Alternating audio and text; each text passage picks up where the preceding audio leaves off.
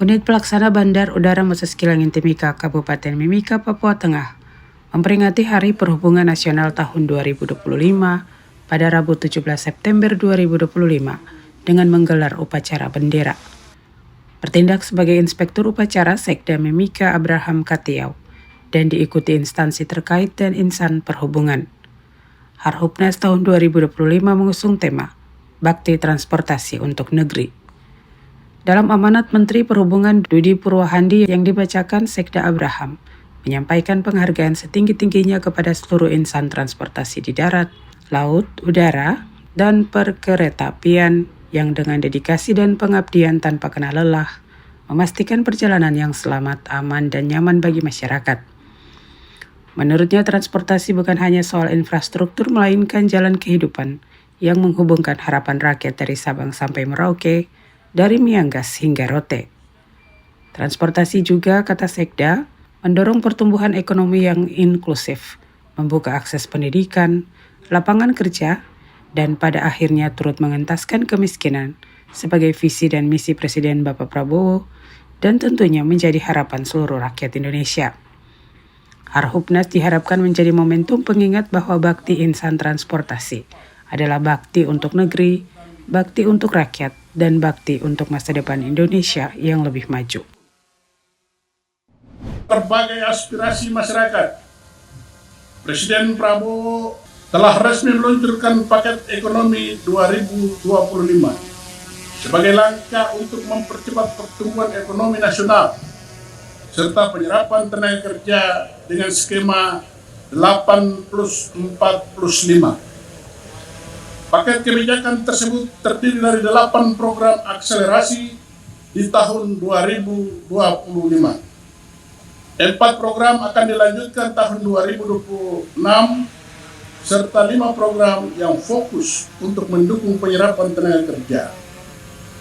Program ini mencakup percepatan investasi dan infrastruktur, penguatan ketahanan pangan dan energi, serta pengembangan ekonomi digital dan UMKM. Salah satu program akselerasi yang dilakukan tahun 2025 adalah program padat karya tunai atau Cash for Work melalui Kementerian Perhubungan dan Kementerian Pekerjaan Umum dalam bentuk upah harian. Hal tersebut tentunya harus kita siapkan dan laksanakan sebaik mungkin sebagai upaya nyata sektor perhubungan untuk mengambil peran dalam percepatan pertumbuhan ekonomi.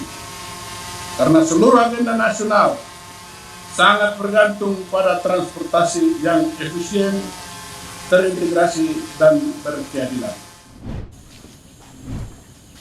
Kepala Unit Pelaksana Bandar Udara Moses Kilangin Timika Muhammad Nafik mengatakan, pertumbuhan ekonomi bisa dilaksanakan secara inklusif yang dirasakan oleh seluruh masyarakat Indonesia.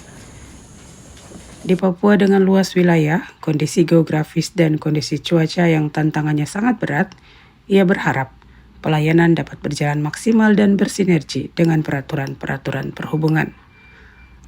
Sementara untuk operasional bandara, menurutnya, harus berkolaborasi dengan semua pihak terkait agar adanya sinergitas sehingga layanan transportasi harus selamat dan aman, baik pelayanan udara dan darat termasuk keamanan.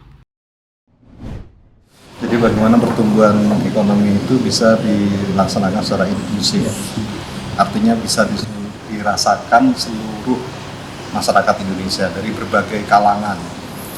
Nah, di Papua itu tantangannya kan sangat menantang, karena kondisi luasnya wilayah, kondisi alam, cuaca, geografis wilayah, itu tantangannya cukup berat. Bukan cukup berat, sangat berat. Kami penerbangan kalau untuk wilayah Papua itu transportasi itu kan berjalannya kan harus selamat, aman, harus layanan bagus. Nah, di situ itu bisa terwujud. Selain dengan bisa comply dengan peraturan-peraturan yang dikeluarkan oleh Kementerian Perhubungan. Nah, kalau bandara, kami sebagai penyedia prasarana, layanan yang wujudnya prasarana, itu tidak bisa sendiri jalannya untuk satu bandara. Itu harus ada airline di situ yang mengoperasikan pesawatnya, kemudian ada navigasi udara yang memandu pesawat itu dari tempat asal ke tempat tujuan, dan rekan-rekan yang lain, ground handling, kemudian transportasi daratnya, karena kan peralihan kalau dari bandara itu kan peralihan dari darat ke udara, dari laut ke udara begitu, itu bisa sinergi. Lain juga dengan rekan-rekan dari TNI dan Polri, karena faktor keamanan itu tidak bisa sendiri oleh perhubungan, oleh transportasi. Walaupun kami juga memiliki petugas aviation security, tapi dominan tugas mereka itu adalah untuk penerbangannya. Tapi kan namanya tinggal di bumi, di satu wilayah gitu. Jadi kan terkait dengan keamanan wilayah, tentunya itu harus kolaborasi, koordinasi, sinerginya harus bagus sekali dengan TNI dan Polri. Nah, harapan lainnya masyarakat bisa menerima apa layanan yang sudah kita sediakan. Walaupun memang kita terus berupaya meningkatkan ya, karena tidak mudah, tantangannya tidak mudah.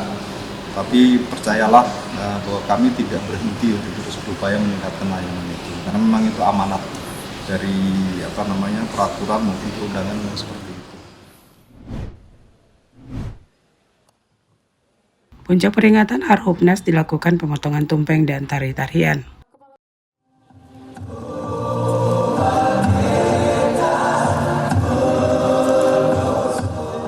Jimsen Restu Andri melaporkan.